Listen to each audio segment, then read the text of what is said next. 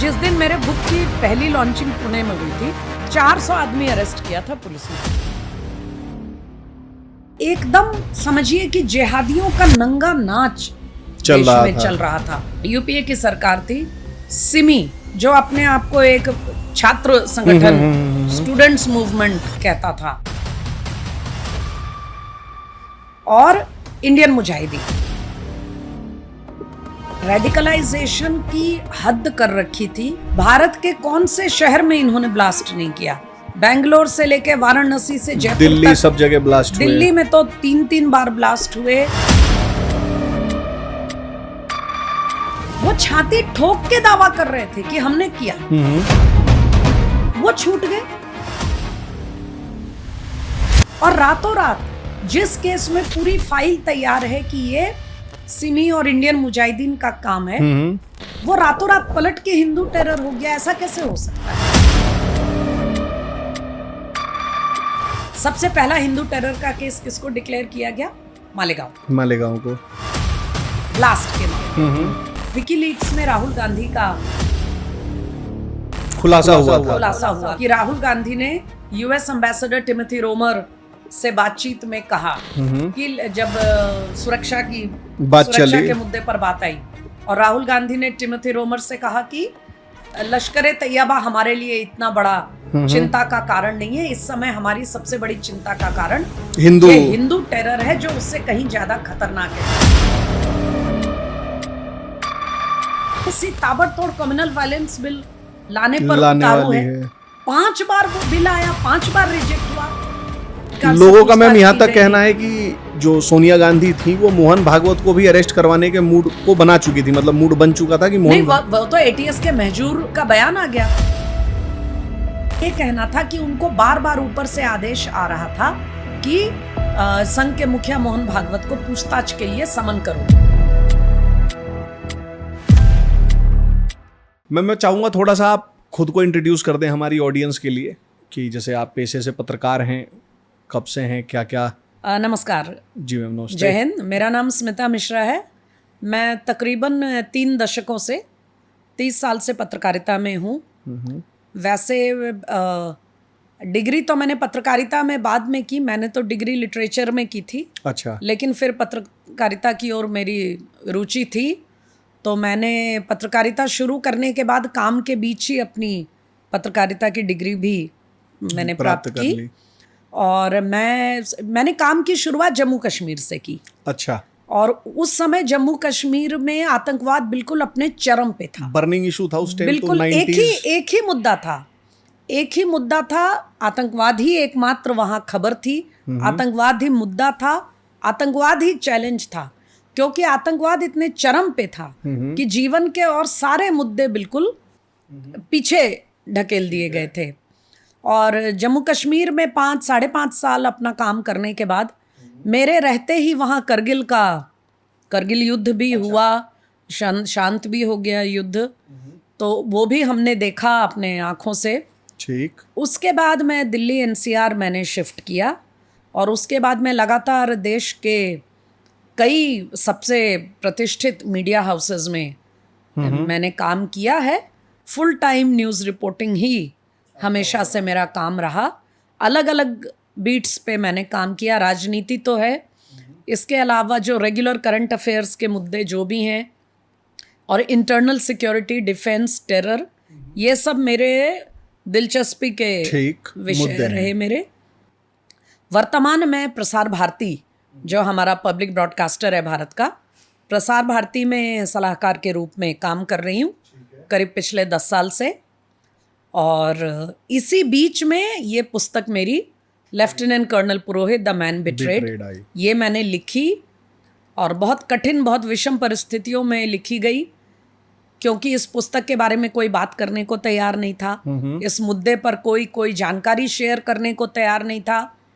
और इसी बीच कोविड भी आ गया, तो मेरी मूवमेंट भी बहुत रेस्ट्रिक्ट हो गई। मैं यात्रा नहीं कर पा रही थी। इस पुस्तक से जुड़े जो लोग हैं, सोर्सेज, वो मिलने को तैयार नहीं होते थे बीमारी में। इन सभी परिस्थितियों में चल के ये पुस्तक लिखी आपने। 3-4 साल का समय लगा इसको पूरा करने में। और आप देख ही रहे हैं कि अंततः एक एक वो बात जो इस पुस्तक में हमने उठाया वो कोर्ट ने भी वो स्वीकार की। कोर्ट ने वैसे ही उसी रूप में उसको एंडोर्स भी किया है। ठीक। और इसीलिए केवल कर्नल पुरोहित नहीं, सातों के सातों सभी आरोपित जो थे वो उनको बरी बरी हो गए हैं। किसी के मामले में कोई चीज सबूत या ऐसी कुछ भी नहीं नहीं मिली मिला जो उसको दोषी ठहरा करार दे सके। सके। ठीक। अच्छा मैम, मैं सवाल पे आऊँ। जैसे आपने बताया आप 30 साल से जर्नलिज्म में हैं, पत्रकार हैं, और हम इसको मतलब देखते भी हैं आए दिन कि एक मीडिया पे भी मतलब एक जैसे जर्नलिस्टों पे भी एक ऐसा आरोप लगता आया है कि वो लोग बहुत बायस्ड हैं। मतलब इवन सोशल मीडिया पे तो बहुत ज़्यादा ट्रोल भी किया ही गया कि इन लोगों का एक बायसनेस है, और बायसनेस भी जो है वो ये लोग सूडो सेकुलर टाइप के लोग हैं। आप उसी पेशे में हैं, तो मैम ये जो कर्नल पुरोहित के ऊपर आपने जब किताब लिखने का सोचा तो मतलब बहुत इजी तो नहीं रहा होगा आपके लिए इस प्रोफेशन में, क्योंकि मेजोरिटी जो मीडिया था वो तो हिंदू टेरर और सैफरन टेरर की बोगी पे चढ़ के दौड़ रहा था। तो ये धारा के विपरीत आपने किताब लिखने की सोची और उसमें भी आपने कर्नल पुरोहित को चुना, इसका रीज़न? दो चीजें हैं कि इस विषय पर किताब क्यों लिखी, और दूसरा कि कर्नल पुरोहित के केस को क्यों लिया। क्योंकि आप जानते हैं कि मुद्दा तो कुल मिलाकर हिंदू टेरर का ही है, और हिंदू टेरर के मामले में और भी कई लोग हैं जिनका अभी बहुत गंभीर उनका अनुभव रहा है। अब स्वामी असीमानंद का केस है, प्रज्ञा का केस भी है। लेकिन कर्नल पुरोहित को चुनने से पहले मैं बताऊंगी कि ये विषय पर किताब लिखने की जरूरत क्यों मुझे लगा है। इसका कारण ये था कि पूरा जो हिंदू टेरर का ये पूरा ताना बाना, ये पूरा मुद्दा, ये विषय जो खड़ा हुआ, इसको as a daily news reporter मैंने अपनी आंखों के सामने कवर किया। ठीक है। मेरे सामने पूरा घटनाक्रम हुआ और ये सारे मुद्दों पर डे टू डे हम अपना रिपोर्टिंग कर रहे थे। लेकिन अभी कुछ ही साल के बीतने तक, जब तक कि मामला चल रहा है अदालतों में, कुछ साल बीतने के बाद ही मैंने देखा कि आप अगर इंटरनेट पे सर्च करें या मीडिया को सर्च करें तो आप पाएंगे कि हिंदू टेरर को लेकर सिर्फ एक तरह की बात हमें जानकारी उपलब्ध है, सिर्फ एक तरह की बात, जबकि सबको पता है कि ये कितनी बड़ी साजिश थी, इसका पॉलिटिकल एंगल था, इसके केसेस में इतने गैप्स थे। वरना क्या कारण है कि सारे केस औंधे मुंह गिर गए, सब लोग छूट क्यों गए? तो ये सब मैंने देखा। लेकिन ये हम जानते हैं, या शायद मेरे जैसे कुछ और लोग जो इसको इसके बारे में जो इसको फॉलो कर रहे थे वो जानते थे। हम भी कुछ समय तक कह नहीं सकते थे, क्योंकि एजेंसीज और सरकारों की तरफ से ऐसे ब्रीफ किया जा रहा था जैसे कितने बड़े आतंकवादी पकड़े गए हैं। बिल्कुल। तो आप देखिए कि 4-5-6 साल के अंतराल में अगर ऐसा है कि आप पूरे दुनिया में सर्च करें तो आपको सिर्फ जो जानकारी मिलेगी वो एक तरफ की। आप कल्पना कीजिए 10 साल के बाद क्या होता, बिल्कुल, और 15 साल के बाद क्या होता।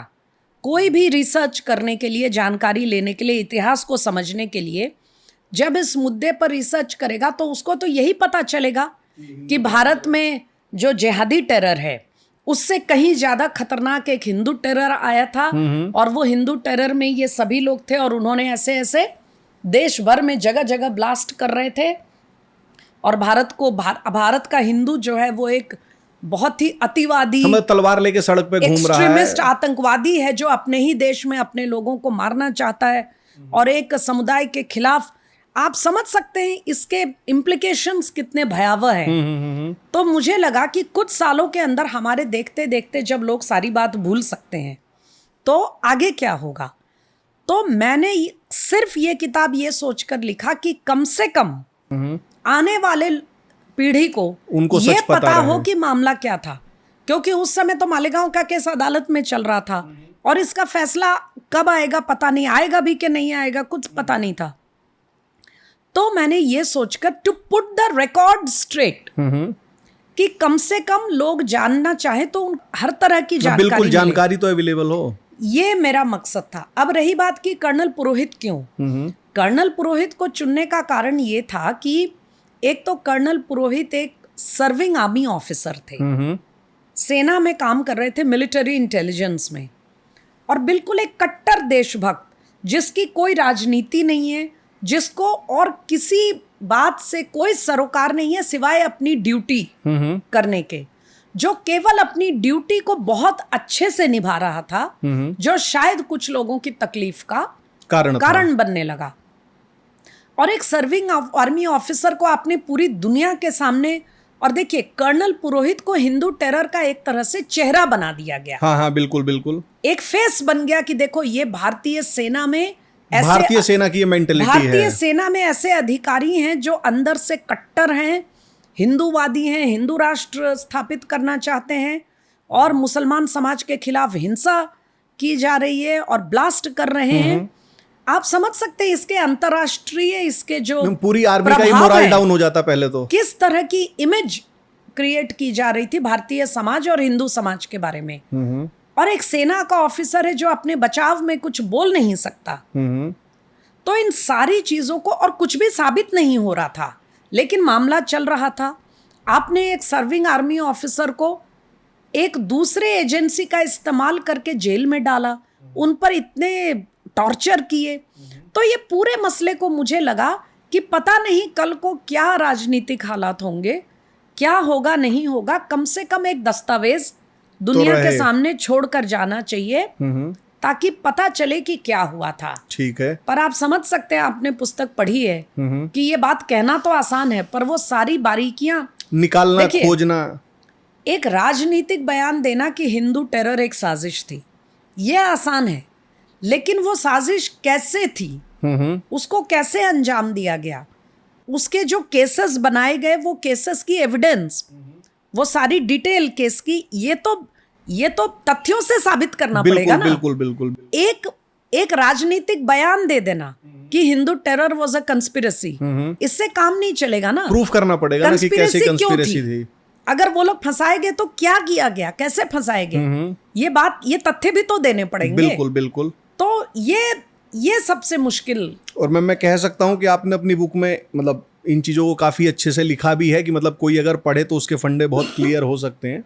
हाँ, मेरा प्रयास था कि कोई गैप्स ना रहे। हाँ, मतलब A to Z पूरा समझ जाए, बिल्कुल समझ में आ जाए कोई अगर इसको पढ़ना चाहे। अच्छा मैम, आप मीडिया में थे तो थोड़ा सा आप मुझको जरा ये भी बताएं कि जो ये हिंदू टेरर या सैफरन टेरर वाली जो थ्योरी थी, ये थ्योरी बेसिकली थी क्या? जैसे एक तो मालेगांव बम ब्लास्ट था, समझौता एक्सप्रेस था, मक्का मस्जिद वाला भी कुछ एक ब्लास्ट हैदराबाद, अजमेर वाला भी ब्लास्ट था। अजमेर था। तो ये जरा मतलब पूरा ये था क्या, मतलब इन सब चीजों को जरा समझाएंगे आपकी हिंदू टेरर की थ्योरी थी क्या? पूरी बात तो सरकार और एजेंसीज ही बता सकते हैं, लेकिन जो सामने आया वो ये था कि हमें इसके लिए ना थोड़ा सा उस पृष्ठभूमि में जाना पड़ेगा कि जिस समय की ये बात है, जब ये मामले आए, उस समय देश में क्या हालात थे।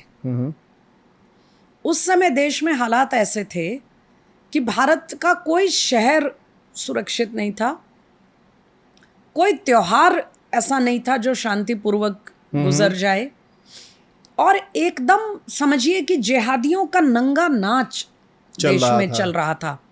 कांग्रेस की सरकार थी केंद्र में, यूपीए की सरकार थी। सिमी जो अपने आप को एक छात्र संगठन, स्टूडेंट्स मूवमेंट कहता था, और इंडियन मुजाहिदीन, ये दो संगठन जो थे जो भारत से जुड़े हुए थे, ये इन्होंने रेडिकलाइजेशन की हद कर रखी थी और युवाओं को सभी कैंपसेस में रेडिकलाइज करके, मुस्लिम युवाओं को रेडिकलाइज करके उनको पूरी तरह से बिल्कुल एक जिहादी मानसिकता में उनको तैयार करके, और इंडियन मुजाहिदीन में ज़बरदस्त रिक्रूटमेंट हो रही थी, उसकी ताकत बढ़ती जा रही थी, और पाकिस्तान से, ISI से, लश्कर तैयबा और इन सब के माध्यम से इनको डायरेक्ट सारी मदद मिल रही थी, हर तरह की फंडिंग भी, आर्म्स भी, सब कुछ मिल रहा था। और आपने देखा भारत के कौन से शहर में इन्होंने ब्लास्ट नहीं किया, बेंगलोर से लेके वाराणसी से जयपुर तक, सब जगह ब्लास्ट हुए। दिल्ली में तो 3 बार ब्लास्ट हुए, वाराणसी हुआ, फैजाबाद हुआ, अहमदाबाद हुआ, संकट मोचन का आपने बताया, जयपुर में ब्लास्ट हुआ, कोई शहर सुरक्षित नहीं था। और मुंबई का तो आप समझिए कि बिल्कुल मतलब तबाही करना चाहते थे। बिल्कुल, मुंबई तो हमेशा से इनके टारगेट पे टॉप निशाने पे रहा है, क्योंकि एक तो मुंबई में इनका नेटवर्क बड़ा मजबूत था। अच्छा। और मुंबई भारत का फाइनेंशियल कैपिटल है, तो भारत को बर्बाद करना है, कमज़ोर कर दो मुंबई की ताकत। तो ये सब चल रहा था और सरकार काफ़ी दबाव में थी। ठीक है। और एजेंसीज तो अपना काम करती हैं, एजेंसीज को तो देश को सुरक्षित रखने का जिम्मा है उनका। तो ये लोग पकड़े जा रहे थे और काफ़ी इस बात को लेकर वो हो रही थी। लोग त्योहारों में निकलने से कतराने लगे थे अपने परिवार के साथ कि पता नहीं कहाँ क्या ब्लास्ट हो जाए, मंदिरों में ब्लास्ट, हर जगह। तो कुल मिलाकर स्थिति ये हुई कि मुझे लगता है कि एक दबाव था कि जिहादी टेरर को कम करके दिखाना है, हल्का करके दिखाना है, और उसके पैरेलल में एक टेरर खड़ा करना है, काउंटर बैलेंस करना है, एक फॉल्स इक्विवेलेंस तैयार करनी है कि लगे कि देखो इसको छोड़ो, यहां तो हमारे लिए ज्यादा बड़ा एक खतरा ये हिंदू टेरर बन चुका है, हिंदू रेडिकलाइज हो चुका है, बहुत एक्सट्रीमिस्ट हो गया है, अतिवादी हो गया है, और ऐसे मुट्ठी भर लोग हैं जो इसको लेकर हिंसा और आतंक तक आ चुकी है बात। क्योंकि 2-3 चीजें गौर करने वाली हैं। ऐसे आतंकी हमले, ऐसे ब्लास्ट जिनमें कि असली दोषी कौन है वो पकड़ा जा चुका था, वो अपना स्वीकार कर चुके थे, और सिर्फ स्वीकार नहीं किए थे, वो छाती ठोक के दावा कर रहे थे कि हमने किया।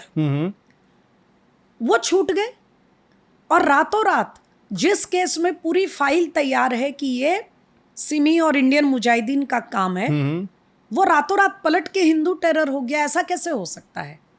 ये कौन से केस की बता रहे हैं आप? कौन से? समझौता ब्लास्ट हैदराबाद मक्का मस्जिद में। ये मुसलमानों ने खुद ही किया था। मैं आपको बता रही हूँ, मैं समझौता ब्लास्ट का ही आपको एग्जाम्पल देती हूँ। समझौता ब्लास्ट में सफदर नागौरी और आरिफ कासमानी ये सिमी से जुड़े थे। और नागौरी तो सिमी का एक तरह से मतलब सरगना ही था, मुखिया ही था। तो इन्होंने रिकॉर्ड पे माना और गर्व के साथ छाती ठोक के दावा किया कि समझौता ब्लास्ट हमने किया, लश्कर तैयबा की सहायता से। लश्कर तैयबा का पूरा सपोर्ट मिला, क्योंकि भारत और पाकिस्तान बातचीत के उस पे पहुंच गए थे, तो हम नहीं चाहते थे। अब वो कह रहा है मैंने किया, और आप कह रहे हैं कि नहीं ये हिंदू टेरर है। और भारती अरोड़ा जिन्होंने वो जांच की, क्योंकि वो वहां उस समय एसएसपी थी स्थानीय, वो जो डिडवाना दीवाना स्टेशन जहां जिसके बगल में ये कांड हुआ स्टेशन के आगे, तो वो वहां की एसएसपी होने के नाते वो पूरी फाइल है। इन सब के कन्फेशंस है, इन सब ने स्वीकार किया और बाहर बयान भी दिया। लेकिन आपने इसको हिंदू टेरर डिक्लेयर कर दिया रातों रात। नतीजा क्या हुआ? ये छूट गए, ये दोनों भाग गए और पाकिस्तान चले गए। अच्छा, ये पाकिस्तान भाग गए। अभी ये दोनों पाकिस्तान चले गए, मतलब ये छूट गए, और जब छूटे तो ये चुपचाप पाकिस्तान भाग गए। ऐसा ही मक्का मस्जिद में हुआ। मक्का मस्जिद में हैदराबाद में अहले हदीस का हाथ था। ये बहुत साफ साफ उसमें वहां के स्थानीय जो मतलब जांच हुई उसमें ये आया था, पर आपने इसको हिंदू टेरर का जामा पहना दिया। अब आइए मालेगांव पे जो मुख्य केस है। सबसे पहला हिंदू टेरर का केस किसको डिक्लेयर किया गया? मालेगांव को ब्लास्ट के मामले में। इससे पहले इन्होंने एक छोटा सा कांड हुआ था दक्षिण भारत में, जो एक दुकान जल गई थी। अच्छा, उसको इन्होंने कागजों पे पहला हिंदू टेरर केस बताया था। अच्छा, उसको मैं संक्षेप में बता दूं। वहां पे एक व्यापारी थे जैन, जिनके दुकान में आग लग गई, एक छोटा मोटा ब्लास्ट हुआ और दुकान जल गई। ठीक है। बाद में छानबीन की पुलिस ने और पता चला कि वो इंश्योरेंस का मामला था। अच्छा, उस दुकान के व्यापारी ने खुद ही उस दुकान को जलवाया था, क्योंकि वो कुछ फाइनेंशियल दिक्कत में थे, परेशानी में थे, और उनको डेस्परेट होकर ये कदम उठा लिया कि इंश्योरेंस का पैसा मिलेगा तो कुछ करेंगे, और ये केस क्लोज हो गया। लेट 2000 की बात है सर। हाँ, केस क्लोज हो गया। बाद में जा करके इसको आदेश के तहत इसको हिंदू टेरर का मामला बनाया गया। अच्छा, इसी केस को? हाँ, जो कि आज भी कहते हैं कि एमएचए के रिकॉर्ड में पहला हिंदू टेरर के तौर पे दिखा है, जो कि एक बिल्कुल एक व्यक्तिगत क्राइम का वो भी मामला इंश्योरेंस था, के लिए था वो बेसिकली। व्यक्तिगत क्राइम का मामला था। आप उस आदमी को आपने पकड़ा भी, लेकिन अगर दुनिया के सामने हिंदू टेरर का पहला आप केस देखें तो मालेगांव ब्लास्ट को बनाया ठीक गया, है। जो ब्लास्ट सितंबर 2008 में हुआ। इससे 2 साल पहले 2006 में एक और ब्लास्ट हुआ था मालेगांव में, उसी जगह के पास में। ठीक। दरअसल जिसको हम मालेगांव ब्लास्ट केस कहते हैं, कर्नल पुरोहित वाला, ये सेकंड मालेगांव ब्लास्ट है। अच्छा ठीक है, इससे पहले भी पहला एक हो चुका मालेगांव है। ब्लास्ट 2006 में एक ब्लास्ट हुआ था मालेगांव में, मार्केट में, उस स्थान के बगल में ही, अच्छा। ज्यादा दूर नहीं, वहां से पास ही। माना ये, हमारी जानकारी ये है कि जिस गुट का नाम पहली बार आया था वही लोग दूसरे ब्लास्ट के पीछे भी कहीं ना कहीं शामिल थे। वो शामिल थे, उन्हीं का ये कराया हुआ था। और आप देखिए कि जैसा कि रूल है, जो व्यवस्था है कि कोई भी कांड होता है तो सबसे पहले तो वहां की स्थानीय पुलिस उसको छानबीन करती है, फिर अगर कोई परेशानी हो तो वो किसी अन्य हायर एजेंसी अथॉरिटीज को के पास जाता है। तो मालेगांव ब्लास्ट में भी वहां के नासिक के आईजी के उसमें केस में उन्होंने केस शुरू किया, 1 हफ्ता भी नहीं हुआ। ठीक है भाई, कम से कम आईजी ने छानबीन प्राइमरी जांच तो होने दो, तो प्राइमरी इन्वेस्टिगेशन होगी, उसके बाद ही अगर कोई सवाल होंगे तो आप इसको किसी अन्य एजेंसी को हैंडओवर करेंगे। 1 हफ्ता भी नहीं बीता, उन्होंने छानबीन शुरू भी नहीं किया, आपने एटीएस को सौंप दिया और एटीएस ने कर्नल पुरोहित को उठा लिया पचमढ़ी से। हाँ, उस पे हम आएंगे, उनको उठाने पे। हाँ, उनको उठा लिया और 7 दिन तक उनको दुनिया के टॉर्चर्स किए, इलीगल डिटेंशन में रखा 6 दिन, और फिर ऑफिशियली अरेस्ट दिखा के पूरा मामला हिंदू टेरर सब बन गया। ऐसा ही समझौता ब्लास्ट में हुआ था, ऐसा ही मक्का मस्जिद में हुआ था। तो पहली बात तो ये कि ऐसा कैसे हो सकता है कि जिस केस में आतंक फैलाने वाले, ब्लास्ट करवाने वाले स्वीकार कर रहे हैं कि हमने किया, वो रातों रात हिंदू टेरर बन जाता है और फिर साबित भी नहीं होता, लेकिन उसमें 15 साल 17 साल बीत जाते हैं। बिल्कुल। पहली बात। दूसरी बात, क्या ये कोई इमेजिनरी है, कोई कल्पना है? नहीं। होम मिनिस्ट्री के डिटेल हैं कि वहां बैठक हुई, शिवराज पाटिल गृह मंत्री थे और उसके बाद दिग्विजय सिंह उसमें आए और एटीएस के अधिकारी थे, उसमें एक अधिकारी अब नहीं है, हेमंत करकरे। और बात हुई कि आप देखिए, सारा डिटेल लेकर आइए, दस्तावेज पूरे आतंक के, तो भाई क्या क्या है लेकर आइए। फाइल आई और अधिकारी से कहा गया कि यही है सारे केसेस। बोला अभी तक तो यही है। तो देखिए, कोई हिंदू का भी तो होगा। अच्छा। और ऑफिसर रिकॉर्ड पे कह रहे हैं कि सर हमारी जानकारी में तो अभी तक ऐसा कोई हिंदू का कोई टेरर केस आया नहीं है। ये होम मिनिस्ट्री में बात हो रही है बैठ के, एमएचए में, गृह मंत्री के कार्यालय में, और यूपीए 1 की बात है। और कहा जा रहा है कि देखिए कोई हिंदू का भी केस होगा, और अधिकारी कहता है कि सर मैं ही ये डेस्क का पूरा देखता हूँ, वो आइए केसेस की, अभी तक तो हमारी जानकारी में कोई नहीं है, आपकी जानकारी में कोई हो तो आप बता दीजिए तो हम उसको फॉलो कर लेंगे। तो कहता नहीं, आप देखिए हिंदू का जरूर होगा। और अधिकारी माफी मांग लेता है कि मेरे नॉलेज में नहीं है, आपके पास हो तो आप डिटेल दे दीजिए। तो नहीं, कैसे नहीं होगा। और बाद में फिर हिंदू टेरर के केसेस ताबड़तोड़ मीडिया में आने लगते हैं और लोग पकड़े जाते हैं। ये सब क्या बताता है? चलिए इसको भी छोड़ दीजिए 1 मिनट के लिए। आप कहेंगे इसका क्या प्रूफ है? अब इस मीटिंग का कोई वीडियो तो है नहीं, ये तो वहां खड़े लोगों की बयान की हुई बात है, जो ऑन द स्पॉट थे, प्रेजेंट थे, उनका बयान किया हुआ बात है। आप समझ सकते हैं उन्होंने कितना रिस्क लिया है ये बताकर। लेकिन जो विकीलीक्स में राहुल गांधी का खुलासा हुआ विकीलीक्स के माध्यम से, जिसमें विकीलीक्स में जो विकीलीक्स कहता है कि राहुल गांधी ने यूएस एम्बेसडर टिमोथी रोमर से बातचीत में कहा कि जब सुरक्षा के मुद्दे पर बात आई, और राहुल गांधी ने टिमोथी रोमर से कहा कि लश्कर तैयबा हमारे लिए इतना बड़ा चिंता का कारण नहीं है, इस समय हमारी सबसे बड़ी चिंता का कारण ये हिंदू टेरर है, जो उससे कहीं ज्यादा खतरनाक है। इसका क्या मतलब है? उस समय तो एक भी केस साबित नहीं हुआ था। तो ये सारी चीजें बताती हैं, या ये सारी चीजें ये सवाल पैदा करती हैं, क्योंकि जानबूझकर आप रिकॉर्ड पे कह रहे हैं, और आपकी एनएससी ताबड़तोड़ कम्युनल वायलेंस बिल लाने पर उतारू है। 5 बार वो बिल आया, 5 बार रिजेक्ट हुआ, अंततः। अच्छा, ये बिल 5 बार आया था? ये 5 बार इसको पीसीटीवी बिल जिसको कहा जाता है, कम्युनल वायलेंस बिल को पारित कराने के 5 बार प्रयास हुए। यानी इतनी आपको क्या जिद थी उस बिल को पारित कराने की कि हाउस में नहीं कोई समर्थन कर रहा है, फिर भी आप बार बार उसको एक 2 वाक्य बदल कर, यानी आप किसी भी रूप में चाहते थे कि सरकार जाने से पहले ये बिल आ कानून जाए, देश में बन जाए। एक बार मैम आप थोड़ा सा ऑडियंस के लिए पहले ये क्यों से पहले जरा बता दीजिए, कम्युनल वायलेंस बिल में था क्या, मतलब मोटा मोटी 1-2 लाइन में, जैसे क्या था ये बिल? देखिए, कम्युनल वायलेंस बिल कोई भी सर्च करेगा उसको पता चल जाएगा। कम्युनल वायलेंस बिल एक बेहद खतरनाक एक विधेयक यूपीए सरकार में लाने का प्रयास हुआ था। यूपीए 1 से ही प्रयास शुरू हो गया, और यूपीए 2 में, यानी यूपीए के अंतिम सत्र तक, सरकार हारने से पहले, जब चुनाव की घोषणा देश में हो चुकी थी और सब चुनावी मोड में जा चुके थे, उस समय तक अंतिम जो सत्र था उसमें भी ये प्रयास किया गया। वहां अंतिम बार उसमें भी इसको लाया गया। कुल 5 बार कम्युनल वायलेंस बिल को कोशिश की गई पारित कराने की। मेरी पुस्तक में एक चैप्टर भी है उसके ऊपर, लास्ट चैप्टर है उसमें, अंत में एक पर्सपेक्टिव देने के लिए। अब ये कम्युनल वायलेंस बिल, मैंने क्यों कहा कि ये खतरनाक विधेयक था, क्योंकि इसमें एक प्रिजम्पशन था।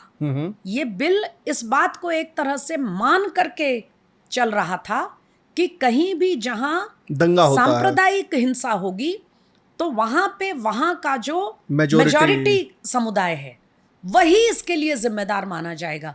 अब ये कितनी विचित्र बात है। आप इस तरह का विधेयक, ऐसा कानून कैसे ला सकते हैं?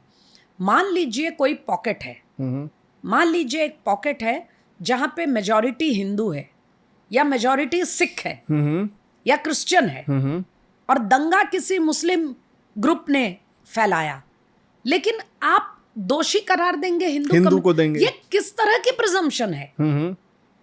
क्या ये कानून है? क्या ये न्याय है? तो मैम, इस हिसाब से तो देश में जितने भी दंगे हो वो सब हिंदू ही कर रहे हैं। तो आप हिंदू टेरर आपने स्थापित कर दिया।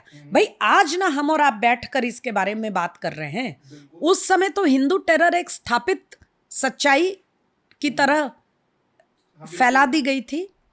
उस पर से आप कम्युनल वायलेंस बिल लेकर आ रहे थे, जिसमें किसी भी हिंदू को, आप किसी भी जगह हिंसा होगी तो यही रिस्पॉन्सिबल है, उसी मेजॉरिटी पे होगा।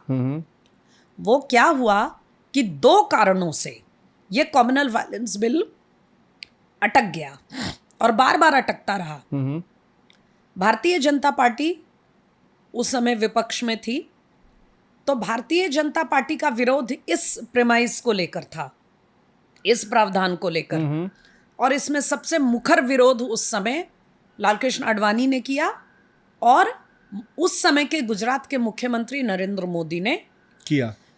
बैठक में रिकॉर्ड पे इसका विरोध किया और चिट्ठी लिखी, पत्र लिखा। उनका पत्र आपको मिल जाएगा, वो पब्लिक डोमेन में है नरेंद्र मोदी का पत्र, मुख्यमंत्री गुजरात का।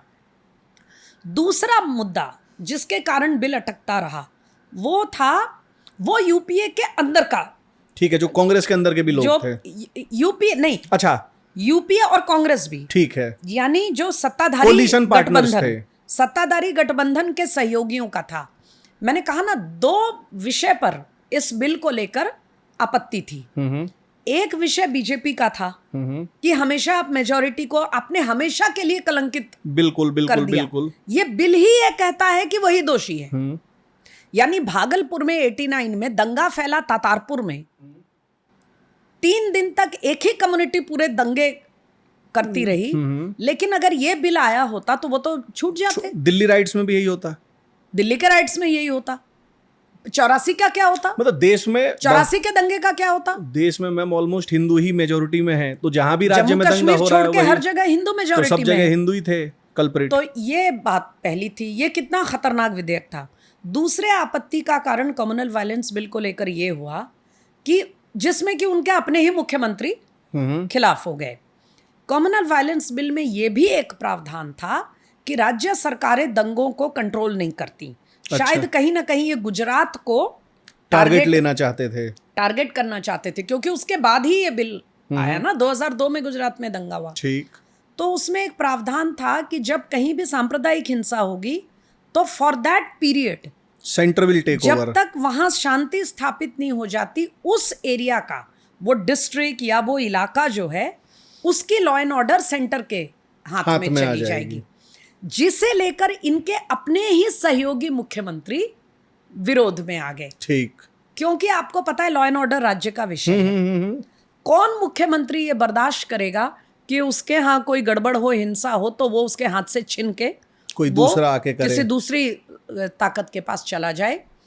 और इसके बड़े पॉलिटिकल इम्प्लीकेशंस थे। ये कई लेवल पे ये प्रॉब्लमैटिक था। बिल्कुल बिल्कुल। तो इसको लेकर तो इनके सभी मुख्यमंत्री खिलाफ हो गए, चाहे विपक्ष वाले पार्टी के हों, चाहे इनके अपने वाले भी थे, अपने यूपीए वाले हों। और हिंदू मेजॉरिटी वाले प्रावधान को लेकर ये बीजेपी और लाल कृष्ण आडवाणी की, औरों की भी आपत्ति थी। और फिर भी एक वो झोला वाला संस्था बनी हुई थी, एनएससी, सिविल सोसाइटी वाले जो थे, जिसमें आधे नक्सली बैठे थे। और वो जो है एनआईसी, नेशनल इंटीग्रेशन काउंसिल जो थी। नहीं, एनआईसी तो केंद्र का स्थापित किया, नेशनल एडवाइजरी काउंसिल। अच्छा, हाँ, जिसमें अरुणा रॉय जिसकी हेड थी, हाँ, जो कि कोई संवैधानिक संस्था नहीं थी, पर सरकार वही चलाती अपने थी। समर्थक वर्ग का एक झोला वाला ग्रुप बना रखा था, लेकिन वो पता नहीं किस हैसियत से सरकार के विधेयक डिसाइड करते थे, बनाते थे, विधेयक ड्राफ्ट करते थे और कैबिनेट उसको पारित किया करती थी। तो बार बार ये कम्युनल वायलेंस बिल एनएससी को जाता था, फिर वहां कुछ चेंज होता था, कुछ ट्वीक किया जाता था, कुछ प्रावधान आगे पीछे करके बार बार पेश होता था। अल्टीमेटली ये पेश नहीं हुआ। ये मेरा एक पर्सपेक्टिव है एक रिपोर्टर होने के नाते उस समय का, कि कहीं ना कहीं हिंदू टेरर की साजिश और कम्युनल वायलेंस बिल लाने का प्रयास, ये दोनों कदम एक ही प्लान का हिस्सा थे, कड़ी थी। ये दोनों एक ही प्लान की कड़ी थी। और बाकी आप जानते ही इसमें मैम बल इसलिए भी मिलता है कि जैसे एक होता है कि आपको मैंने डिसआर्म कर दिया, पहले मैंने बोला हिंदू टेरर, अब आप वैसी गिल्ट ट्रिप में आ गए, आप मतलब कुछ ज्यादा इस पे डिबेट कर नहीं सकते, कलंकित कर दिया। हाँ, पूरे। तो अब जैसे अगर मैं अब कलंकित हो गया तो मैं और चीजें भी सह लूंगा। तो इनका ये था कि पहले इनको हिंदू टेरर के नाम पे पहले गिल्ट ट्रिप में डालो और फिर ये कम्युनल वायलेंस वाला बिल पास करवाओ। क्योंकि आप उस दौर को याद करिए, कहीं ना कहीं लोगों में भी हिंदू टेरर को लेके शक पैदा होने लगा था। उन्हें भी लग रहा था कि कुछ तो है। तो ये मीडिया की ताकत होती है कि बार बार एक चीज को रोज हेडलाइन, कांस्टेंट हैमरिंग होगी तो वो लोगों के दिमाग में घुसेगी। हैमरिंग की जा रही थी, रोज नया खुलासा, हर रोज ऐसा एक बोगी बनाया जाता था, नया खुलासा, आज ये पता चला, कल वो पता चला। बिल्कुल, वो कहीं नहीं साबित हुआ। आज संघ के मुखिया से वो की जाएगी, पूछताछ की जाएगी, आज संघ के फलाना अधिकार से लोगों का मैम पूछताछ यहाँ की तक जाएगी। कहना है कि जो सोनिया गांधी थी वो मोहन भागवत को भी अरेस्ट करवाने के मूड को बना चुकी थी, मतलब मूड बन चुका था कि वो तो एटीएस के महजूर का बयान आ गया। अच्छा, क्या बयान था वो? महजूर ये को अधिकारी थे साहब, एटीएस के अधिकारी थे, सीनियर इंस्पेक्टर लेवल के। उन्होंने तो अदालत में एफिडेविट भी दिया, लेकिन उनको यानी विटनेस के तौर पे अदालत ने बाद में क्या एफिडेविट में था उनके? बाद में जब मालेगांव का फैसला आया तो उन्होंने रिकॉर्ड पर दोबारा इंटरव्यू दिया। कई लोगों के दिमाग में ये इंप्रेशन है कि महजूर साहब जो एटीएस, महाराष्ट्र एटीएस में सीनियर इंस्पेक्टर लेवल पे थे, उन्होंने मालेगांव का फैसला आने के बाद अपनी बात कही। ऐसा नहीं है, उन्होंने पहले भी कहा था। उनका ये कहना था कि उनको बार बार ऊपर से आदेश आ रहा था कि संघ के मुखिया मोहन भागवत को पूछताछ के लिए समन करो। अच्छा, भले ही उनको अरेस्ट मत करो, लेकिन डिटेन करके रखो, उनको पूछताछ करो। और वो बार बार ये बात उठा रहे थे कि मेरे पास अभी तक ऐसा कोई लिंक भी नहीं दिख रहा है कि मैं उनको में कुछ ऐसा आया नहीं है कि मैं सीधे इनको उससे इम्प्लीकेट करूं। हाँ, इम्प्लीकेट करूं और पूछताछ के लिए, इंटरोगेशन के लिए बुला सकूं। भाई उसके लिए एक बेसिक कुछ तो होना चाहिए ना, मतलब कुछ तो आधार होना चाहिए।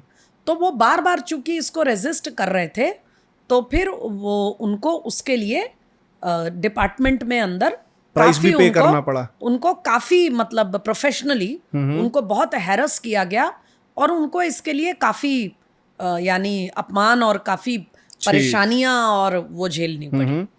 ठीक मैम, जैसा अभी जो हम इससे पहले बात कर रहे थे कम्युनल वायलेंस वाले से पहले, जो आपने बताया राहुल गांधी ने जो जूलियन असांजे विकीलीक्स का खुलासा था, तो एग्जैक्ट जो आपने अपनी बुक में लिखा है कि राहुल गांधी ने कहा कि हमारे पास एविडेंस हैं कि इस्लामिक टेररिस्ट ग्रुप जैसे लश्कर तैयबा के लिए सर्टेन सेक्शंस में सपोर्ट है, but the bigger threat may be the growth of radicalised Hindu groups which create religious tensions and political confrontations with the Muslim community.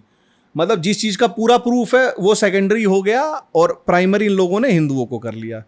और इसका अगला स्टेप जो है, इसका फॉल आउट क्या होगा? फॉल आउट ये होगा कि जिहादी टेरर जो देश के लिए सुरक्षा का सबसे बड़ा खतरा था, उसको आपने बिल्कुल हल्का कर दिया और ये एक नया उसको फ्री पास दे दिया, एक बोगी क्रिएट कर दी ताकि उसका जो मोराल है उसका मोराल और बढ़ जाएगा। फिर उसे लगेगा कि भाई सरकार का ध्यान तो कहीं और है, आपकी एजेंसीज कुछ और करने में लग गई। और मैम इन बयानों का रिजल्ट भी हमने देखा जैसे पाकिस्तान के प्रधानमंत्री बहुत लेट तक, या पूरा पाकिस्तानी एस्टेब्लिशमेंट जो है ये राहुल गांधी के इस बयान को या इस्तेमाल करते पाटिल के बयान को या दिग्विजय सिंह के बयान को चलाया उन्होंने, शिंदे के बयान को यूज किया इन लोगों ने। थोड़ा सा इस पे बताएं। लेकिन जी हाँ, देखिए इसमें सबसे बड़ी विडंबना जो मेरी पुस्तक में भी जिसका उल्लेख है मैं बताऊंगी। देखिए पाकिस्तान ने इसको जम के भुनाया, पश्चिमी देशों में इस बात को लेकर खूब चर्चाएं की गई। पाकिस्तान के तो प्रधानमंत्री से लेकर विपक्ष तक, आईएसआई ने, हर किसी ने इसको खूब भुनाया, हिंदू टेरर हर मंच पे भुनाया इसको। हाँ, कि मुसलमान असुरक्षित है, देखो ब्लास्ट किए जा रहे हैं मस्जिदों में, ये वो। और इनकी आर्मी का ही बंदा ये कर रहा है। लेकिन आपको पता है इसमें सबसे बड़ी विडंबना, मतलब मुझे समझ नहीं आता कि मैं इस पे हंसूं, हम इस पे हंसे या रोए। ये ऐसी स्थिति है कि हाफिज सईद, लश्कर तैयबा का सरगना, दुनिया के सबसे खतरनाक आतंकवादियों में जिसका नाम, प्रोस्क्राइब्ड टेररिस्ट, हाफिज सईद ने हिंदू टेरर का जिक्र लेके, हिंदू टेरर का बहाना लेकर के बयान दिया, पब्लिक में बयान दिया और कहा कि भारत में जो है वो हिंदू टेररिस्ट है, वो मुसलमानों पर अत्याचार कर रहा है, हिंदू टेरर दुनिया के लिए बहुत बड़ा खतरा पैदा हो गया है और यूएनओ को इसके लिए भारत को प्रोस्क्राइब करना चाहिए, दंडित करना चाहिए हिंदू टेरर के लिए। मतलब इससे बड़ी हास्यास्पद बात और क्या हो सकती है? मतलब आप इस पर हंसे या रोए कि हाफिज सईद भारत को, हाँ, और हाफिज सईद के बयान में ये भी था, ये लश्कर का आधिकारिक बयान था हाफिज सईद का कि भारत को यूएनओ टेररिस्ट स्टेट डिक्लेयर करे। और इन सब का बेसिस, ऐसे हमारे दिन आ गए थे। और इन सबों का बेसिस था ये राहुल गांधी, शिंदे और ये दिग्विजय सिंह के बयान। टेरर के मामले, जो सो कॉल्ड हिंदू टेरर के मामले आ रहे थे, यानी हम एक ऐसे पॉइंट पे पहुंच गए थे कि हाफिज सईद भारत को टेररिस्ट स्टेट घोषित करवाने के लिए मांग कर रहा था और हर जगह ये बयान आया। डूब मरने की वाली बात। ठीक, जब मैम ये मालेगांव बम ब्लास्ट की चर्चा होती है, या जैसे पूरा जो हिंदू टेरर वाली बोगी है, तो उसमें एक संगठन का नाम बहुत स्पेसिफिक आता है, अभिनव भारत संगठन का। थोड़ा सा इसके बारे में बताएं, इसकी क्या कहानी थी? देखिए, अभिनव भारत का ना अभी भी पूरी तरह स्पष्टता नहीं हुई है कि अभिनव भारत का नाम हिंदू टेरर से कैसे जोड़ दिया गया, ये समझ नहीं आ रहा। अच्छा, सबसे पहले तो एक अभिनव भारत वो है, आप सब जानते हैं, जो वीर सावरकर जी ने बनाया था। हाँ, उस समय के चापेकर बंधुओं के जो फांसी, चापेकर बंधुओं के बलिदान को वो करके उससे प्रेरित होके तो एक अभिनव भारत संस्था बनी थी जो पूरे भारत में फैल गई। अपने किस्म की एक यूनिक संस्था वीर सावरकर ने खड़ी कर दी और एकदम कम आयु में उन्होंने इसका काम तैयार कर दिया था। अब वो अभिनव भारत एक था जो धीरे धीरे उसकी वो कम हो गई मेंबरशिप वगैरह। अब एक परिवार है हिमानी सावरकर का जो कहते हैं कि भाई अभिनव भारत जो सावरकर जी वाला था उसी को हमने दोबारा शुरू किया, उसी को हमने रिवाइव किया, क्योंकि हमें लगा कि देश में सुरक्षा और एकता वगैरह को लेकर बहुत चैलेंजेस हैं, तो अभिनव भारत को नए सिरे से खड़ा किया जाए, इसमें इसके सदस्य वगैरह बढ़ाए जाएं और हम जगह जगह देश की एकता, अखंडता और सुरक्षा को लेकर हम एक्टिविटीज, अपनी गतिविधियां करेंगे एक सामाजिक और राष्ट्रवादी संस्था के तौर पे।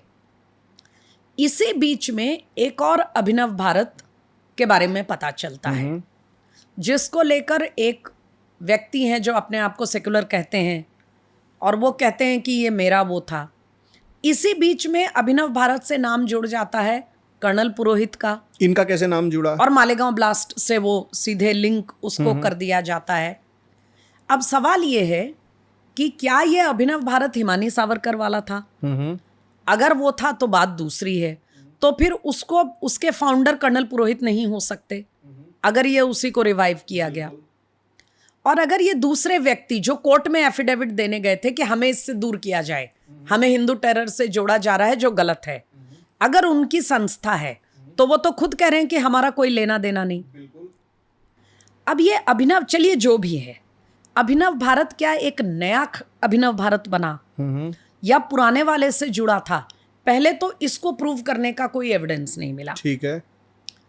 उसके अलावा अभिनव भारत और कर्नल पुरोहित का कैसे संबंध क्या था, लिंक क्या था, और जो भी लिंक था उसका ब्लास्ट से क्या संबंध था, ये मिसिंग है थोड़ा, ये गैप है इसमें। क्योंकि कर्नल पुरोहित अभिनव भारत से संपर्क में थे, लेकिन आप सब जानते हैं मिलिट्री इंटेलिजेंस में सबके संपर्क में रहते हैं लोग, हर तरह के संस्थाओं के संपर्क में रहते हैं, उनसे उनका एक्टिविटीज भी होती है, वो उनको इनपुट्स के लिए भी यूज करते हैं, सोर्सेस के तौर पे भी। किसी इंटेलिजेंस ऑफिसर का किसी सामाजिक, राष्ट्रवादी या किसी संस्था से संपर्क होना तो कोई अपराध नहीं है। और ये भी हम और आप जानते हैं कि इंटेलिजेंस में कई बार ऐसी चीजें करनी होती हैं जो आप अपने ऑफिशियल प्रोफाइल में सामने आकर नहीं कर सकते। बिल्कुल बिल्कुल, ये एक सच्चाई है, ये कोई रिकॉर्ड पे नहीं कहेगा, लेकिन सभी लोग इसको जानते हैं। और कर्नल पुरोहित जो ये पूरा जिहादी नेटवर्क था, जिहादी और माओइस्टों का ये जो नेक्सस बन रहा था, इसके इतने अंदर तक घुस चुके थे, बहुत ज्यादा अंदर घुस चुके और थे। शायद यही उनके लिए समस्या बन गई या औरों के लिए समस्या बन गई कि वो इनके अंदरूनी सारे बातों को इस कदर अंदर पेनिट्रेट कर चुके थे, और इनको ये भी पता चल गया था कि ये पूरा जो सिमी और इंडियन मुजाहिदीन का नेटवर्क है पाकिस्तान के साथ, कश्मीर और इनका पूरा नेक्सस, और ये आर्म्स और पैसे फंडिंग के लिए जो सेंट्रल इंडिया में माओविस्ट ग्रुप सक्रिय हैं, ये उनसे भी इनकी सांठगांठ चल रही थी, इनका नेक्सस बन रहा था। और इसमें काफ़ी भूमिका नेपाल, ठीक है, नेपाल के लोगों की थी। नेपाल से कनेक्टेड लोग इस पूरे इसमें कनेक्टेड थे। ये सारी चीज़ें उन्होंने रिपोर्ट, साथ ही बहुत सारे बड़े नाम भी, बहुत रिपोर्ट्स दी थी। उसमें कुछ उस समय के बड़े नाम का भी एक ऐसा बोला जाता है कि एक समर्थन कह लीजिए या सपोर्ट, या उनका एक साइलेंट सपोर्ट भी था, ऐसा भी कहा जाता है। पता चला है कि उन्होंने रिपोर्ट में लिख दिया था।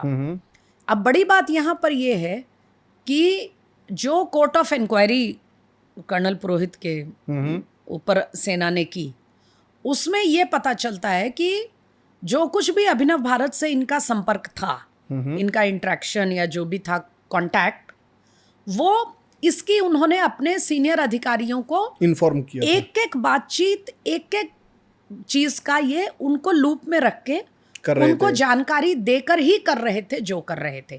तो इनका अपना कोई एजेंडा नहीं था, ठीक है, और इनके संबंधित अधिकारियों को पूरा पता था कि कहाँ मीटिंग हो रही है, क्या हो रही है, किस पर्पस से हो रही है। जैसे कि मालेगांव ब्लास्ट में फरीदाबाद की एक मीटिंग का हवाला है, तो फरीदाबाद की मीटिंग में भी हमारी सूचना है कि फरीदाबाद की मीटिंग में, मीटिंग से बाहर, मतलब कहीं भी कोई भी जो मीटिंग हुई होगी, बातचीत हुई होगी, वो इसकी जानकारी इनके जो भी संपर्क थे उसका इनके अधिकारियों को उनके नॉलेज में था, उनके कॉन्फिडेंस में लेकर किया गया।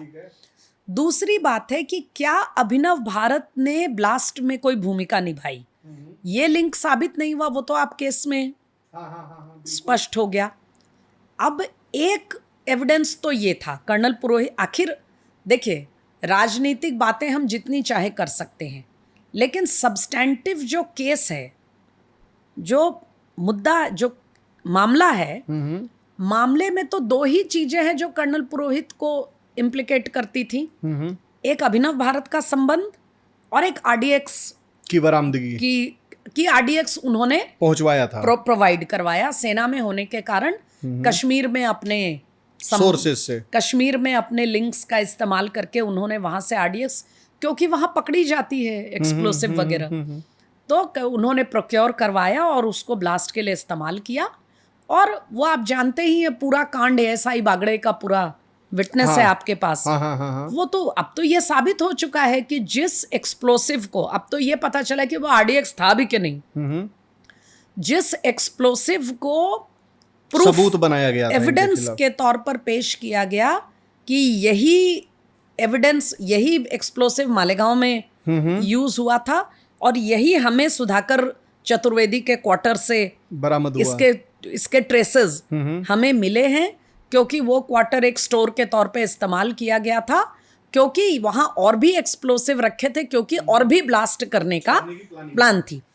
तो ये जो हुआ, तो वो तो अब काफी हद तक ये बात सामने आ चुकी है कि वो तो दरअसल वो प्लांट किया गया था, वो प्लांट किया गया था।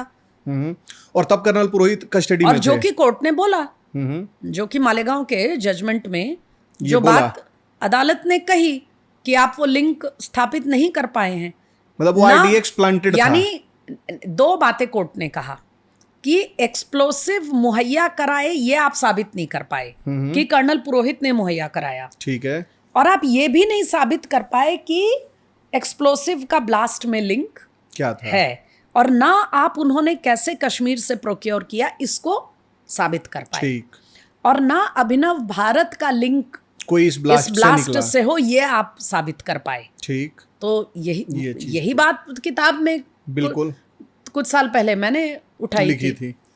अच्छा मैम, अब हम आ जाते हैं जो इस किताब के सेंट्रल थीम है, कर्नल पुरोहित। कर्नल पुरोहित को जब पहली बार गिरफ्तार किया गया तब वो शायद पंचमढ़ी में कोई ट्रेनिंग कर रहे थे। जी हाँ, ऐसा था। हाँ? कि आपको मैंने बताया कि वो बहुत गहराई से हमारे देश के जो दुश्मन हैं, खासकर ये जो पूरा जिहादी टेरर का नेटवर्क था, इस पर काम कर रहे थे, ठीक है। तो इसी क्रम में उनको ये उर्दू महसूस हुआ, नहीं अरेबिक, अच्छा अरेबिक सीखने के लिए, इसी क्रम में उनको ये महसूस हुआ कि वो जो सारे कागजात और दस्तावेज, क्योंकि देखिए टेरर को स्टडी करने के लिए आप सिर्फ गोला बारूद और बंदूक और आर्म्स की बात नहीं होती, असली गोला बारूद तो कोई भी ला सकता है। बिल्कुल, थॉट प्रोसेस क्या है उनका। असली टेरर जो दुनिया के लिए, आज पूरी दुनिया के लिए, यूरोप से लेकर अमेरिका तक पूरी दुनिया के लिए खतरा बना हुआ है, वो क्या है? वो है रेडिकलाइजेशन। तो रेडिकलाइजेशन को देखते हुए कर्नल पुरोहित को ये महसूस हुआ कि इस मुद्दे को अच्छे से इससे जूझने, इसको टैकल करने के लिए अरबिक भाषा की जानकारी होनी चाहिए। तो इसीलिए उन्होंने उनकी पोस्टिंग दरअसल नासिक में थी, ठीक है, पोस्टिंग उनकी नासिक में थी उस समय, और वहाँ उन्होंने ये आवेदन किया था अपने सीनियर्स को कि मैं अरबिक का कोर्स करना चाहता हूँ। तो पचमढ़ी में वहाँ इंस्टीट्यूट है लैंग्वेज का, वहाँ वो उस समय, जिस समय उनको उठाया गया एटीएस द्वारा, सेना लेने तो सेना के लोग गए थे, पर वो दरअसल एटीएस के कस्टडी में रखा गया। तो उस समय वो पचमढ़ी में अरबिक का कोर्स करने के लिए ठीक गए थे। और इनको अरेस्ट क्या कह के किया गया, मतलब कैसे, ये पूरा जरा ये जो घटनाक्रम था? देखिए ये तो डिटेल बहुत लंबी है, मैं थोड़ा कम शब्दों में आपको प्रयास करती हूँ। ऐसा था कि एक कर्नल रमेश श्रीवास्तव जो इनके समकक्ष थे, कर्नल रमेश श्रीवास्तव इनके पास आए और उसके साथ एटीएस का व्यक्ति भी था, और इनके स्टेशन पे आए और इनके ऑफिसर से कहा कि इनको बुलाओ दिल्ली और जाना एक मूवमेंट ऑर्डर भी दिखाया गया, जो मूवमेंट ऑर्डर दिखा रहा था कि दिल्ली के लिए है, कि आपको दिल्ली शिफ्ट चलना है। तो ये थोड़ा सा एक अटपटा सा था कि इस तरह से एकदम से मूवमेंट ऑर्डर नहीं आता। बाद में वो पता चला कि वो मूवमेंट ऑर्डर भी जाली था। अच्छा, उसके यानी मूवमेंट ऑर्डर का जो पूरा प्रोसीजर है मूवमेंट ऑर्डर कहाँ से चला, कहाँ पहुंचा, कहाँ कहाँ उसकी रजिस्टर में एंट्री होती है, कहाँ कहाँ वो सत्यापित होता है, वो सब बाद में सब उल्टा पाया गया। लेकिन उस समय इनको ये कह के वहां से उठाया गया पचमढ़ी से ऑर्डर है, दिल्ली चलना कि मूवमेंट ऑर्डर है आपके लिए, और मूवमेंट ऑर्डर लेने के लिए कोई कर्नल थोड़ी लेने आता है। तो इसमें कुछ भी सत्य नहीं दिख रहा था, लेकिन बहरहाल आदेश था, ऑर्डर दिखाया गया, वहीं से इनका फोन ले लिया गया, वहीं से इनका फोन ले लिया गया। ये भी बड़ी अजीब बात थी। अगर आप सेना के मूवमेंट ऑर्डर पे किसी जरूरी काम से लेने आए तो फोन क्यों, बिल्कुल आप अधिकारी का फोन क्यों ले रहे हैं? तो it was all very suspicious, very fishy. और इनको आकर के एयरपोर्ट लाया गया। बोर्डिंग पास मिला मुंबई का। जब इन्होंने बोर्डिंग पास देखा, फोन इनका ले लिया गया, फोन इनका किसी बहाने से ले लिया गया और बोर्डिंग पास में दिखाया गया कि ये मुंबई जा रहे हैं। तब इन्होंने सवाल किया कि हम मुंबई क्यों जा रहे हैं। इन्होंने यहाँ तक कोशिश की कि अपनी पत्नी को सूचित तो कर दें, कम से कम पत्नी को सूचित कर दें कि भाई मैं दिल्ली नहीं, मैं बॉम्बे जा रहा हूँ। इनको फोन भी करने का मौका नहीं दिया गया लैंडलाइन से। और फिर तब इनको पता चला मुंबई जा रहे हैं। फिर वहीं से इनका माथा ठनका और इन्हें लगा कि ये कोई मूवमेंट ऑर्डर नहीं है, ये कुछ और ही हो रहा है। लेकिन ये इंटेलिजेंस के ऑफिसर थे, इन्हें लगा चलो ठीक है, जो भी है क्लियर हो जाएगा, मुंबई पहुंच के क्लियर हो जाएगा। और इनको फिर फ्लाइट में कोई बातचीत नहीं की गई, इनको मुंबई लेकर आए और मुंबई एयरपोर्ट से सीधा इनको एक गाड़ी में बिठा के, दो गाड़ियां आई और इनको खंडाला रूट पे ले गए। और खंडाला रूट में एक अनडिस्क्लोज्ड जगह पे एक मकान में इनको इलीगल कन्फाइनमेंट 6 दिन का, 5 से 6 दिन का इलीगल कन्फाइनमेंट था। आप यूं समझिए कि 29 को इनको ले आया गया अक्टूबर, और इनकी ऑफिशियल अरेस्ट 5 नवंबर को दिखाई गई। तो 29 की रात, 30, 31, 5 को वापस उस अनडिस्क्लोज्ड हाउस, उस लोकेशन से इनको मुंबई के सेना के उसमें लाया गया। चौक की क्या नाम जगह थी जो, हाँ नहीं, फिर इनको मुंबई के सेना के अच्छा उसमें लाया गया, कैंपस में। ठीक है। और वहां ला करके फिर इनको एक्चुअली अरेस्ट दिखा दिया गया, ठीक, आतंकवाद के केस में। फिर इनको काला चौकी पुलिस स्टेशन ले गए जहां इनका दोबारा टॉर्चर हुआ। हाँ, ATS का।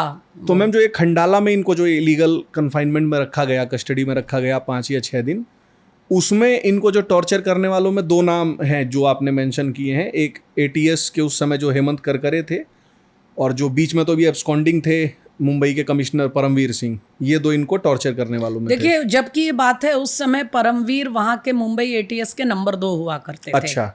और उसके चीफ हेमंत करकरे थे। जानकारी ये मिली है कि जो भी टॉर्चर्स हुए, अमानुषिक टॉर्चर्स, बहुत ही मतलब बहुत ही भयावह टॉर्चर्स हुए।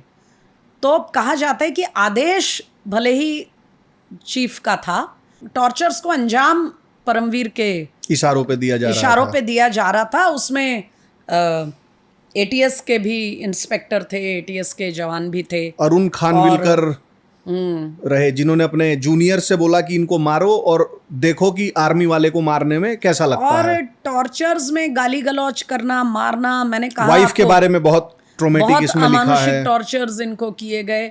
इस तरह से बिल्कुल एक स्प्रेड ईगल पोजीशन में, हाथ पांव ऐसे लटका के फ्रेम से लटका के और शरीर पे यातनाएं देना।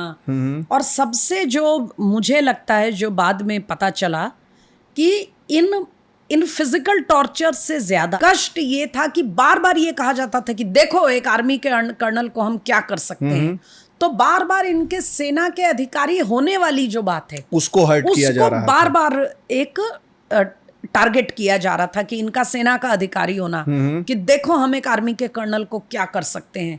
ये सब कुछ किया जा रहा था इनको ये कन्फेस करवाने के लिए कि मालेगांव ब्लास्ट में तुम्हारा रोल था, इन्होंने करवाया ये। और अंततः जब इतने भयावह टॉर्चर्स झेलने के बाद भी जब इन्होंने कन्फेस नहीं कर रहे थे, तब कहा गया कि महिलाओं, इनके घर में इनकी बड़ी बहन थी, इनसे काफ़ी बड़ी उम्र में, इनकी बड़ी बहन और इनकी पत्नी वगैरह का नाम लिया गया कि हम उनके साथ ऐसा व्यवहार करेंगे कि तुम बर्दाश्त नहीं कर पाओगे। ठीक। इसमें मैम एक और नाम है, captain Nitin Dattatreya Joshi and his tale of horrors. इनकी क्या कहानी थी इस पूरे प्रकरण में? नितिन जोशी मेरा ख्याल है बाद में तो नितिन जोशी ने फैसला आने पर शायद, जहाँ तक मुझे याद है, टीवी पे भी बात की। दरअसल नितिन दत्तात्रेय जोशी कैप्टन थे आर्मी में, और उस समय भोंसला एकेडमी वहाँ पे महाराष्ट्र में है। हाँ। भोंसला एकेडमी में वो पढ़ाते थे। अच्छा, ठीक है। ट्रेनिंग देते थे वो, वहाँ शिक्षक थे, तो पढ़ा रहे थे, और उनका कर्नल साहब से काफ़ी अच्छा तालमेल था, एक संपर्क और फ्रेंडशिप हो गई थी, और अच्छा दोनों में अच्छे संबंध बन गए थे। और वो कर्नल साहब की नॉलेज, उनके, उसको बहुत एडमायर करते थे, बहुत उनका मान करते थे। तो नितिन को एक विटनेस के तौर पे एटीएस पेश करना चाहती थी कि इसमें ये कर्नल बताने पुरोहित के लिए implicate कि हो। क्योंकि तुम उनके बराबर संपर्क में हो, तुम्हारे मित्र हैं, तो तुम ये कहो कि ये सारा जो मालेगांव ब्लास्ट का आरडीएक्स वगैरह का तुमको जानकारी वो थी। चाहते थे वो उस पर बयान दे, तो वो साजिश को पूरा उस पर बयान दे। तो पहले वो उनको भी इसी तरह से बिना किसी जानकारी के अकेडमी में जाकर के उठा के ले आया गया। एटीएस के लोग गए और एटीएस वाले उठा करके मुंबई ले आए, और उनको ये कहा कि आपको बयान देना है, तुम्हारे सीनियर पकड़े गए हैं और तुमको ऐसे ऐसे बयान देना है। उनको तो हम पता चलेगा अब उनको, जो हम उनका हाल करेंगे। तो उन्होंने मना किया होगा, तो उनको ले जाया गया एटीएस वाली कस्टडी में जहाँ थी, वहाँ पर ले जा करके काला चौकी, वहाँ पर ले जा करके, और कर्नल पुरोहित को टॉर्चर्स किए गए और उनको सुनवाया गया। ठीक, उनको जोशी को सुनवाया गया, दिखाया गया बाहर से, और सुनवाया गया कि देखो जब हम इसका ये हाल कर रहे हैं तो तुम्हारा क्या करेंगे, तो तुम्हारा हम क्या हाल करेंगे। और ये दबाव बनाकर उनको, और उन्होंने कहा गया उनके बारे में कि हम बाहर में तुम्हारे बारे में भी कह देंगे कि तुम भी इसमें शामिल हो, आतंक के उसमें। उनसे बयान लिया गया कर्नल पुरोहित के खिलाफ। लेकिन बाद में कुछ समय के बाद कैप्टन जोशी ने महाराष्ट्र के स्टेट ह्यूमन राइट्स कमीशन को एक पिटीशन भेजा, जिसमें उन्होंने कहा कि मेरे साथ इस तरह से व्यवहार हुआ, और मुझे अपने मित्र, जिनकी मैं बहुत सम्मान मैं जिनका करता हूँ, उनके खिलाफ मुझसे बयान लिया गया। बयान तैयार करके रखा गया था, उनको कहा गया बस साइन करो। पूरी साजिश का वो बयान बना हुआ था। और उसके बाद उन्होंने कहा कि मैं लौट कर आया, और उनकी तब तक वो मतलब इतने स्ट्रेस में थे, और भोंसला में उनको लेकर इतने सवाल होने लगे कि क्योंकि कर्नल पुरोहित से उनके संबंध सबको मालूम थे, जग जाहिर थे। और जब कर्नल पुरोहित आतंक के केस में आतंकवादी के रूप में पकड़े गए, तो फिर ये असर उन पे भी पड़ा, तो उनका काम भी छूट गया वहाँ से भी काम उनका छूट गया, और वो अंदर से बहुत डिप्रेशन और ग्लानि में थे कि उनके इस बयान के चक्कर में उनके मित्र को सजा, उनके और मित्र को सजा होगी, वो उनके मित्र इम्प्लिकेट होंगे, जिनको कि जानते हैं वो कि कितने बड़े देशभक्त हैं और अपनी ड्यूटी के प्रति कितने ईमानदार हैं। तब उन्होंने स्टेट ह्यूमन राइट्स कमीशन को ये लिखा कि मुझे प्रोटेक्शन दी जाए, कि मेरे से ये दबाव में बयान लिया गया था और ये बयान मेरा गलत है। तो ये पिटीशन बाद में अदालत में पेश की गई। इसी तरह से एक और धर्मगुरु थे, उनका भी बयान, एक धर्मगुरु थे, धर्मगुरु से भी इसी तरह से बहुत ही शर्मनाक उनको धमकियां दे करके, उनसे भी इसी तरह उनको बार बार दबाव बनाया जाता था। इस तरह करके, मेरे कहने का मतलब कि देखिए, इस तरह से पूरा केस फ्रेम किया गया इनके खिलाफ। ठीक। और समय समय पर मीडिया में लीक्स देना, जिसका कोई आधार नहीं था, सोर्स बेस करके रोज एक फ्रंट पेज हेडलाइन चलाना, बिल्कुल, कि आज हम आरएसएस के अधिकारियों को बुलाएंगे, आज हम इसको बुलाएंगे। ऐसे दिखाया जा रहा था जैसे पूरा आरएसएस, सभी हिंदूवादी संगठन मिल करके पूरे देश में आतंक ऐसा कुछ करना फैला रहे हैं। हाँ, मैं जब आप ये किताब लिख रहे थे, तो इस किताब को लिखने के दौरान आप कर्नल साहब की फैमिली से भी मिले होंगे। तो जब ये खुद इतना लंबा समय 9 साल मेरे ख्याल से जेल में रहे, इनकी वाइफ पे मैम इसका क्या असर पड़ा? जैसे अगर आप उनसे मिली हो तो आपने क्या मतलब ऐसा? जी हाँ, इनकी पत्नी डॉक्टर अपर्णा पुरोहित बहुत बहुत अद्भुत महिला हैं, बहुत शक्ति है उनके अंदर। जब कर्नल पुरोहित वहाँ अरबिक का कोर्स करने गए थे, तो साथ में वो भी वहाँ थी। तो वहां पे उनको तो दोपहर तक तो कुछ बताया ही नहीं गया। शुरू का करीब 1 महीना उनका बहुत ही विचित्र स्थितियों में बीता, क्योंकि काफी समय तक 1 महीने तक तो वो इसी दौड़ भाग में रही। उन्हें लगा कि कुछ कंफ्यूजन है, ये कुछ कंफ्यूजन है, ये कुछ ऐसा हुआ है, कम्युनिकेशन मिसअंडरस्टैंडिंग हो गई है, मिसअंडरस्टैंडिंग हुई है। ये चूंकि ऑपरेशंस की डिटेल वो पत्नी को नहीं बताते थे, तो कहीं किसी ऑपरेशन में कुछ ऊंच नीच हुई है और कुछ ऐसा हुआ है जो मिसकम्युनिकेट हुआ है। एक बार सेना के लोग और इनके बीच में बात क्लियर हो जाएगी तो पूरा मामला साफ हो जाएगा। लेकिन जब मामला अदालत में गया और एटीएस की अरेस्ट हुई, और एटीएस के अरेस्ट के बाद वो सारे केस के डिटेल्स वहाँ अदालत में जब मामला चलने लगा और टॉर्चर्स इस हद तक पहुंच गए, तब और डॉक्टर वगैरह को इन्वॉल्व करना पड़ा, डॉक्टर्स को दिखाया गया टॉर्चर्स, तब उनको उनके भाई ने, उनके परिवार वालों ने और खुद भी उनको धीरे धीरे समझ आया कि ये कुछ 2-4 दिन में क्लियर होने वाली ये जो गलतफहमी जैसी बात नहीं है, ये वास्तव में तब उनको इस केस की गंभीरता, इसकी भयावहता उनको समझ में आई। लेकिन फिर क्या किया जा सकता था, उस समय तो कुछ समझ ही नहीं आ रहा। सच पूछे तो काफी थोड़ा शुरुआत का काफी समय उनका एक इस मनस्थिति में गुजरा कि उन्हें समझ नहीं आ रहा था कि ये हुआ क्या।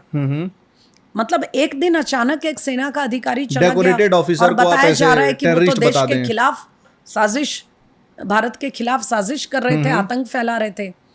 लेकिन फिर धीरे धीरे उन्हें समझ आया कि ये मामला कोई गलतफहमी नहीं है, ये वास्तव में आतंक का केस है और इसको लड़ना पड़ेगा कानूनी रूप से। फिर उन्होंने लड़ाई शुरू की। तो आपको तो पता है कि 9 साल तो जेल में ही 9 साल उनके जेल में बीते। उनको बेल मिलने से पहले जब सुप्रीम कोर्ट से बेल मिला, तो बस उनका वो कानूनी लड़ाई उन्होंने जिस तरह से खुद को तैयार किया, कोई आगे आने को तैयार नहीं था। आतंकवाद का केस है, इसीलिए जो लोग ये जानते थे कि कर्नल साहब इसमें इन्वॉल्व नहीं हो सकते, वो भी इस पर कुछ हिचकते थे, करने को तैयार नहीं थे, क्योंकि आतंक का केस इतना गंभीर होता है कि कोई इसमें पढ़ने को तैयार नहीं था। दूसरी परिस्थिति जो थी वो ये थी कि जो इनके शुभचिंतक थे, इनके रिश्तेदार, इनके परिवार, इनके मित्र, इनके पहचान के लोग, उन्हें ये भी पता नहीं था कि हम इसमें मदद कैसे करें। ठीक। जो चाहते भी थे मदद करना, सपोर्ट करना, उनको ये समझ नहीं थी कि इसमें हम कर क्या सकते हैं, क्योंकि मामला एजेंसी के पास था, कोई आम आदमी जाके एजेंसी से लड़ नहीं सकता। तो ये सारी परिस्थितियां थी इन लोगों ने झेली जो। और बस वो डॉक्टर्स वगैरह ने जब जांच की, जब मेडिकल जांच वगैरह हुई और पता चला किस तरह के टॉर्चर हो रहे हैं, तो फिर टॉर्चर्स के लिए तो सख्त पाबंदी कोर्ट की तरफ से एटीएस को दे दी गई। लेकिन फिर जेल में सारा वो तो बहुत मुश्किल में, क्योंकि कोई बड़ा वकील सामने आने को तैयार नहीं था। टेरर का नाम सुनते ही कोई मदद करने को तैयार नहीं होता था। फिर धीरे धीरे वकीलों की टीम तैयार हुई, लेकिन डॉक्टर अपर्णा पुरोहित ने भी वकील न होते हुए, एक लॉयर न होते हुए भी, वो तो होम्योपैथिक डॉक्टर हैं, वो भी लॉयर बन गई होंगी पर इस केस के दौरान। लेकिन वो अपने पति के केस में दौड़ भाग करते करते और उनसे मिल करके जेल में जब मिलने के लिए कुछ मिनट दिए जाते थे, उनसे जो क्वेरी, जो डिटेल, जो ब्यौरा है, उनसे डिटेल पूछ के जा करके लॉयर को कन्वे करना, लॉयर के दफ्तर में बैठ करके सारी चीजें टाइप करना, करते करते वो ऑलमोस्ट एक लीगल टीम बन चुकी थी। और उन्होंने भी केस के लिए उसी तरह से बैठकर काम किया जैसे आमतौर पे एक लॉयर करता है, को हम देखते हैं करते हुए, ताकि केस में काम किया जा सके, मजबूती हो सके। फिर भी 9 साल लग गए और अंततः हरीश साल्वे, जाने माने जो बड़े वकील हैं, हरीश साल्वे ने सुप्रीम कोर्ट में आर्ग्यू किया, जबकि मकोका भी ड्रॉप हुआ और उसके बाद उन्हें जमानत भी मिली, सुप्रीम कोर्ट से मिल गई। ठीक। तो ये कहानी थी मालेगांव ब्लास्ट और लेफ्टिनेंट कर्नल पुरोहित की। मैम, सबसे पहले तो थैंक यू, आपने हमको समय दिया। धन्यवाद, आपने इस विषय पर इतना विस्तार से इसको समझने का प्रयास किया। आपके सुनने वालों, आपके दर्शकों तक इस बात को ठीक से, सही पर्सपेक्टिव में इसको उससे भी बड़ा मैम पहुंचाने थैंक यू है कि आपने इस टॉपिक पे किताब लिखने की हिम्मत की और किताब लिखी। और मैं अपने दर्शकों को बता दूं, किताब ये मैं एक बार दिखा भी देता हूँ, एक बार जूम कर देंगे तो दिख जाएगी। Lieutenant colonel Purohit, the man betrayed, author Smita Mishra हैं, वितस्ता पब्लिकेशन ने छापी है। 180 पन्ने की किताब है, 399 रुपये इसका प्राइस है। और मेरे ख्याल से अगर आप 180 पन्ने कुछ अच्छा पढ़ना चाहते हैं तो ये किताब आपके लिए है। और ये किताब इतनी इजी लैंग्वेज में लिखी गई है और इतनी डिटेल्ड किताब लिखी गई है कि आप इसको जब पढ़ना शुरू करेंगे तो वो जो सारे तार हैं वो जुड़ जाते हैं। पॉडकास्ट में हम सारी चीज़ें डिस्कस नहीं कर पाए क्योंकि समय की भी मर्यादा होती है। आप इस किताब को खरीदें और पढ़ें, क्योंकि तभी आप जान पाएंगे कि हिंदुओं के खिलाफ मतलब इस देश में क्या क्या चीज़ें हुई हैं। और कर्नल पुरोहित से मैं मिला हूँ। मैंने उनसे एक ही बार बस पूछा था कि सर जो आपके साथ ये सब हुआ तो मतलब बहुत वो था सर। उनकी एक ही लाइन थी, एवरीथिंग फॉर नेशन एंड धर्मा। और उनके चेहरे पे इसका कोई ग्रज, कोई मतलब शिकायत, कोई रोना रोहट नहीं था कि मैंने ये किया। ये कल्पना भी नहीं कर सकते कि जिस व्यक्ति को सेना में अपनी ड्यूटी करने के लिए आतंकवादी बता दिया गया, इस तरह के टॉर्चर सहे गए। खुद यूनिफॉर्म पहनने वाले लोग एक यूनिफॉर्म्ड अधिकारी पर इस तरह के टॉर्चर कर सकते हैं, ये अकल्पनीय है। बिल्कुल। उनके परिवार ने जो झेला, उनके बच्चों ने, उसकी तो बात ही नहीं है। और बेल मिल गई 9 साल के बाद, फिर भी 17 साल केस से लड़ते रहे। वो जो ठप्पा मैम बच्चों का जो बचपना छीना इनके, मैम जो एक ट्रॉमा में वो बच्चे बड़े हुए। और लेकिन आप सोच सकते हैं कोई ऐसा व्यक्ति हो सकता है जिसके मन में इस सब के बाद भी कोई शिकायत नहीं, कोई कटुता नहीं, कोई बिटरनेस नहीं, और सेना के प्रति जो उनके अंदर सम्मान है वो अभी भी है, देश के लिए जो प्रेम था वो अभी भी है। एक ही worships army like a religion. वो अलग मिट्टी के लोग होते हैं वो वाली, मतलब बहुत हैरान करने वाली बात है। हम जरा सी बात को लेकर हमारा हौसला टूट जाता है और हम बिटर हो जाते हैं, हम दुखी हो जाते हैं। बिल्कुल। तो हम ये भी कर्नल पुरोहित साहब के भी अद्भुत जीवन से सीख सकते हैं। हम अंत करें, 2 और जानकारी थी इसमें। एक, कर्नल पुरोहित साहब भी किताब लिख रहे हैं, ऐसा मैम से उनकी जो बात हुई थी और किताब में आपने बताया है। दूसरा, जब मैं मिला था तब मुझे ये याद नहीं था जो आपने अपनी किताब में लिखा, उनका स्वीट टूथ है, बालूशाही उनको बहुत पसंद है। तो होपफुली जब मैं उनसे अगली बार मिलूंगा तो बालूशाही लेके जाऊंगा कि स्मिता मैम ने बताया था। आपने मैम समय दिया, फिर थैंक यू। आप सब लोग ने देखा, आपको कैसा लगा कमेंट में बताएं। धन्यवाद। जय श्री राम। बताना चाहूंगी आपके दर्शकों को कि मैंने तो पुस्तक अंग्रेजी में लिखी थी, लेकिन फिर बाद में इसका हिंदी और मराठी संस्करण भी है, हिंदी मराठी दोनों भी है। मराठी संस्करण भी उपलब्ध है, तो जो हिंदी या मराठी भाषा में पढ़ना चाहें वो ले सकते हैं, वो भी ले सकते हैं। मैं पुस्तक का जो परचेज लिंक है उसमें डिस्क्रिप्शन में डाल दूंगा। आप लोग कूपन कोड भी उसमें लगाएंगे जय श्री राम का, तो 10% का ऑफ भी है। पढ़ेगा इंडिया से, आप सब लोग जानते ही हैं। खरीदें, पढ़े, पढ़ाएं। धन्यवाद। जय श्री राम। जय श्री राम।